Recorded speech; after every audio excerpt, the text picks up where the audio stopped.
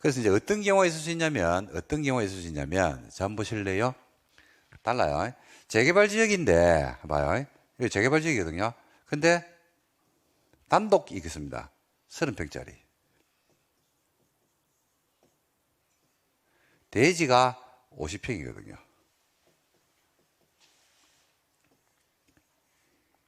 다세대가 있거든요. 301호. 24평짜리가 있습니다. 이 두 개가 있으면 24평은요, 대지 지분이 12평입니다, 만약에.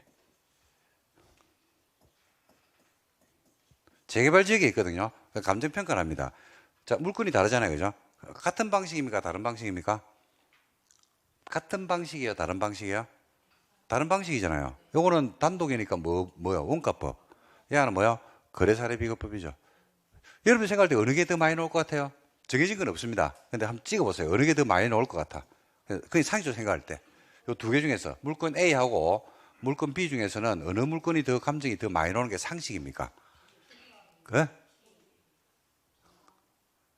A하고 B 중에서 감정을 했을 때 돈이 어느 게 많이 나오는 게 상식이냐고. 내가 이 상식이라고 물어봤거든요. 상식일 때 틀리면 상식이 없는 사람이 됩니다. 대답 잘해야 돼요. 실력일 때는 좀 틀려도 돼요. 실력이 없을 수도 있으니까 배우면 되는 거니까. 오늘. 어느 게 많이 나오는 게 상식이에요.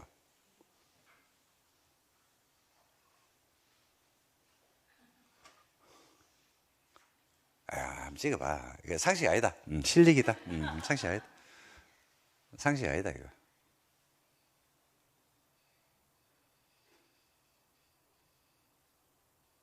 응? B? A가 많이 나오는 게 상식 아닙니까? 그래.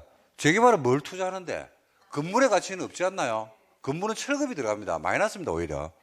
토지를 투자하잖아. 그러니까 토지를 누가 더, 야는 나대지, 이렇게. 건물 철거하면 나대지 50평이 있다니까요. 야는 철거해봐야 나대지, 그 지분은 12평밖에 안 되는데. 아니, 또 동일한 재개발 구역 안에 이렇게 있다. 물건이 다르든. 아니, 적어놨잖아요, 이거. 30평, 50평. 그러니까 어느 게 상식이다? 이게 상식이죠. 이게 상식이죠. 이걸 뭐라면 기여도라고 그래요, 기여도.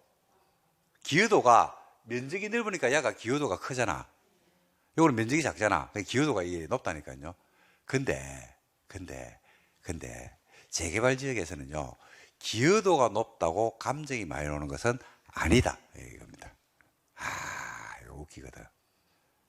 그래서 일반적으로는 누구든지 보더라도, 감정이 많이 오겠지라고 당연히 생각하고 있는데, 그러니까 이 소유자 A 입장에서 우리가 감정이를 보자고. 내가 A라. 나는 A다. 나이 70, A다. 나이 70, A다. 75, A다. 했는데, 내 감정가보다 얘가 많이 나온 거지. 그럼 그분은 감정 평가하는 사람 멱살 잡고 흔들어는 대로. 흔들어도 돼, 안 돼? 돼. 왜냐면 내가 기여도가 훨씬 높거든. 근데 내가 감정을 야보다 작게 받았다니까요. 그럼 엄청 일어난다니까, 이게.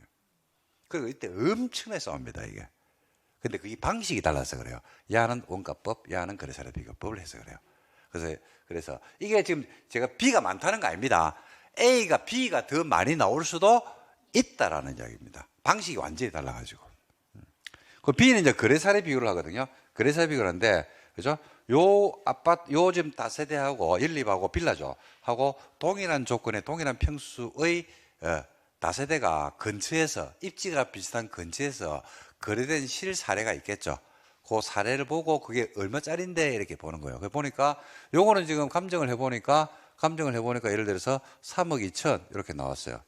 근데 보니까 요 빌라는 현재 24평짜리 빌라가 3억 5천에 팔리는 거야. 그럴 수 있어 없어요? 있죠. 그럼 3억 5천이에요, 감정가가. 여기 높다니까요. 그 기여도는 어디가 높으냐면 야가 높죠. A가 높죠. 근데 여기 감정이 더 많이 나오는 경우도 있다 이겁니다. 즉 다르게 이야기하면 재개발이 확실한 지역에서 내가 10년 정도를 보고 경매를 받으려고 하거든요. 근데 이런 물건이 나오고 이런 물건이 나왔더라고. 그죠? 그러면 이게 감정이 될 때, 그러니까 경매 감정 되는 거는 다릅니다, 여러분. 경매 감정대는 다르고요. 요거는 재산평가 감정이거든요. 뭘 하려고? 나중에 권리가액을 가지고 그죠? 추가 분담금을 내는 기준점으로 삼으려고 하는 거란 말입니다. 다릅니다. 그래서 요 두 개의 물건이 있다 그러면 요거는 거래 사례 비교법으로 나중에 감정평가가 되고 내 재산평가가 사업시행인가 고시일 기준으로 해가지고 그죠?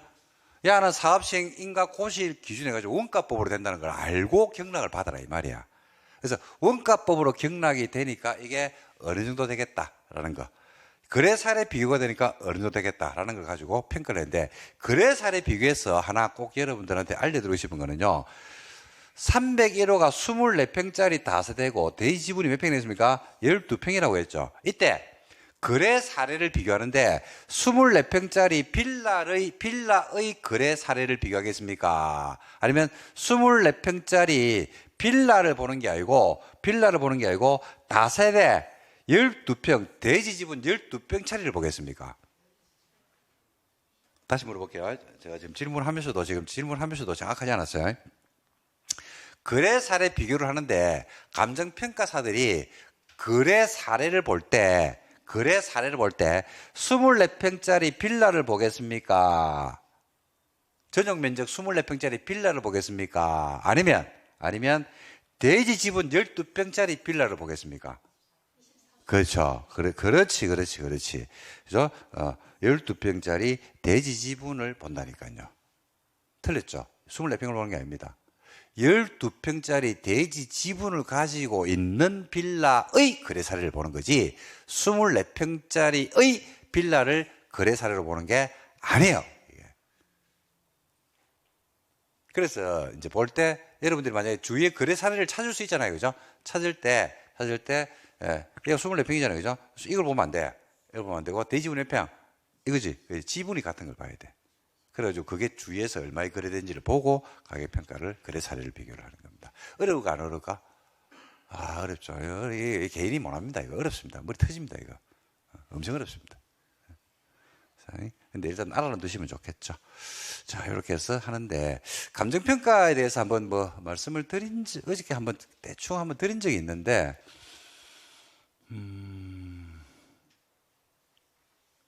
여기서 이제 감정평가가 나오잖아요. 그죠? 만약 3억 2천원 나왔습니다. 그럼 3억 2천의 감정평가가 나오면 이거 나중에 이분이 분양신청 안 했습니다. 그럼 청산 되겠죠? 청산할 때 3억 2천 줍니까? 이거보다 많이 줍니까? 아니죠. 다시. A라는 사람이 감정평가니까 3억 2천 나왔다니까요. 그러니까 내가 3억 2천 통보를 받았어.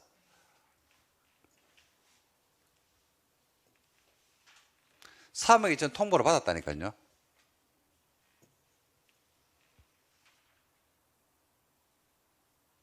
기분 좋아 안 좋아?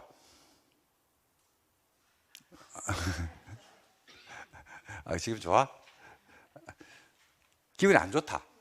그래가지고 아이씨 분양 안 해버렸어요. 그럴 수 있어 없어? 있죠. 그럼 뭐로 빠져나갑니까? 청산으로 빠져나가겠죠. 청산 빠져나가잖아. 그럼 청산금 줘 안 줘?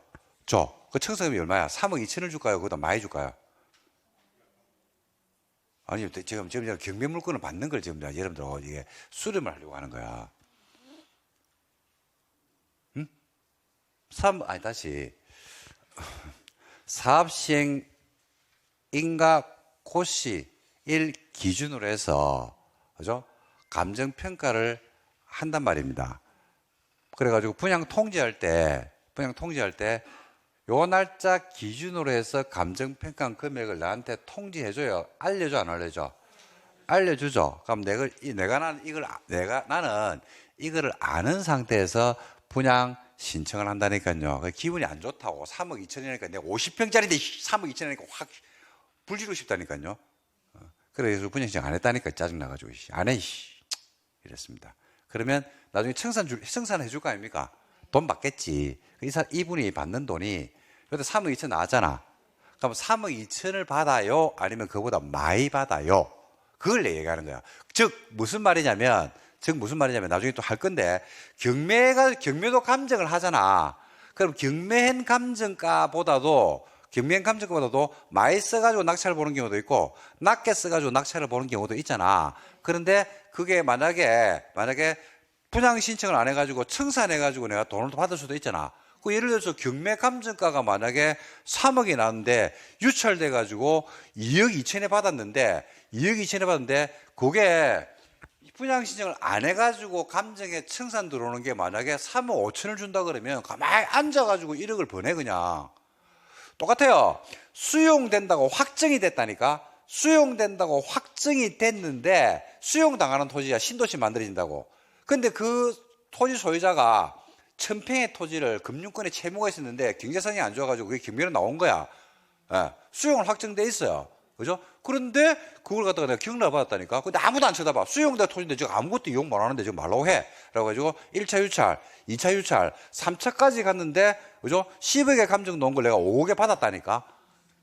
그럴 수 있어, 없어? 있어. 그러니까 소유권을 취득했다니까요. 그러니까 3년이 지니까 진짜 신도시 만들어지면서 요즘 흥분했네. 흥분할 일이 아닌데. 수용하는 거야.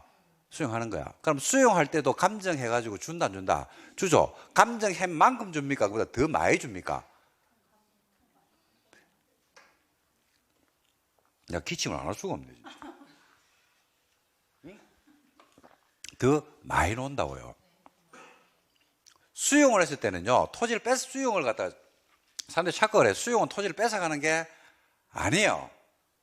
수용은 토지를 뺏어가는 게 아니야. 그 몰수야, 몰수. 수용은요, 매도인이 매도 의사가 없거든. 매도는 토지를 팔 의사가 없어. 근데 공익사목적으로 그 토지를 매수가 강제로 매수하는 게 수용이에요. 그래서 수용할 때는 제일 먼저 뭐 한다? 협상을 해야 돼요, 협상. 협상 과정 속에서 가격이 올라간다고. 그리고 내 원하는 만큼 가격을 안 주잖아. 그럼 뭐 하면 돼? 에? 안 하면 돼. 안 돼. 안 하면 안 돼. 그 수용은. 재결 신청을 하는 거야, 재결 신청을. 그럼 가격을 올린다고. 재결 신청해서 안 돼. 그럼 소송 가는 거야. 그럼 가격이 또 올라가. 단지 이제 하여튼 소송을 하든 재결 신청하면 가격은 무조건 올라가거든요. 문제는 이제 그 비용이에요, 비용. 그걸 내가 할 수 없으니까 변호사를 쓰거든. 그 변호사 비용이 가격을 더 많이 받는 비용하고 거의 비슷하든지 거의 작아. 그래서 실익이 없는 경우가 있어요. 그래서 그냥 포기하는 경우들이 있거든요. 그게 뭐냐면 아까 이제 10억짜리를 갖다가 수용될 토지라 그러니까 아무도 안 쳐다봐. 그래서 유찰, 또 유찰. 그래가지고 내가 6억에 받았는데 감정은 10억에 나왔다니까요. 그래서 나중에 이제 3년 있다 수용이 들어간다고. 그죠? 수용이 들어가면 공시지가도 올랐을 거 아니야. 그래서 수용한다고 감정을 해보니까 처음에 경매 감정 놓은 거하고 수용 감정 놓은 금액이 똑같아 달라요. 기준이 다르다니까, 기준이. 그래서 제일 감정이 잘 나오는 게 뭔지 압니까? 감정이 제일 잘 나오는 거. 제일 똑같은 물건인데 감정을 제일 후하게 해주는 거. 응? 그게 보상감정이에요. 보상감정. 수용당할 때 보상해주는 감정. 내 토지가 강제로 수용당하니까 얼마나 그 사람이 지금, 그죠? 기분이 안 좋고, 그 다음에 매일, 그죠? 술에 찌들려 살겠노. 기분이 안 좋아가지고. 그러니까 위로해줘야 돼, 안 해줘야 돼? 그죠? 그래서 돈을 많이 준다니까요, 그거는. 그러니까 예를 들어서 그렇게 했는데, 은행 감정을 했는데, 10억이 나왔는데, 보상감정이니까 더 많이 나올 거 아니고, 10억이 나올 수 있다, 없다? 있다. 그러면, 앉아서 그냥 6억 벌었네. 그러니까 이런 것들의 차익을 잘 이용하시면 경매에서 상당한 수익을 얻을 수 있다 이 말입니다. 제가 그걸 이야기하는 거예요. 이것도 마찬가지거든. 좀 요거 이야기하다 빠졌는데 까먹다 뭔 이야기하다 까는지. 여기서 3억 나왔잖아. 분실 안 했잖아. 그죠? 그럼 3억을 주냐 이 말이지. 아니라 감정을 또 한다고 이게. 요때 감정한 걸 가져오는 게 아니고 감정을 또 한다고 이때. 재감정 한다고 재감정. 재감정. 그래가지고 재감정 해가지고 금액이 나오거든요. 그럼 그 금액이 내가 받을 수 있는 금액이라고 얘기해요. 이 금액이 올라간단 말입니다. 그죠? 그래서 일반적으로 감정을 할 때 제일 후하게 주는 감정이 아까 제가 어디라고 했어요? 그렇죠? 보상감정입니다. 보상감정. 보상. 이 제일 돈을 많이 줘요. 그 다음에 경매요, 경매. 억울하잖아. 기분 안 좋잖아. 그 다음에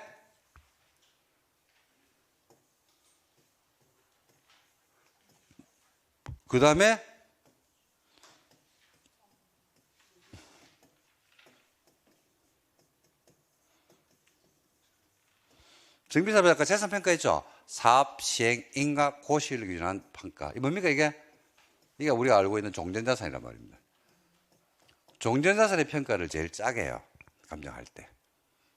그래서 종전자산의 금액이 아까 3억 나왔다고 했잖아요. 그죠?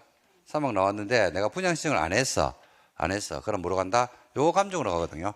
청산보상감정으로. 그럼 금액이 다시 합니다. 다시 올라갑니다. 이게. 위로금을 중에 위로금. 그래서 그 감정 금액이 달라진다는 것도 여러분들이 좀 알아두시면 좋겠다라는 말씀을 드리고 싶습니다. 됐습니까? 예. 자, 그러면 이제 실제 현장에서 어떻게 감정이 실제 이루어지고, 아까 말씀드렸죠? 50평짜리 대지에 30평짜리 주택보다도 24평짜리 다세대가 감정 금액이 더 많이 나올 수도 있다라고 했죠. 그죠? 그랬을 때 이제 어떤 물건들이 감정이 실제로 더 많이 나오고 어떤 물건들을 여러분들이 선택하는 게 수익률을 더 올릴 수 있는지 등등에 대해서 정리를 좀 하도록 하겠습니다. 자, 좀 쉴까요? 네, 좀 쉬었다가 마무리할게요, 이제. 자, 보겠습니다.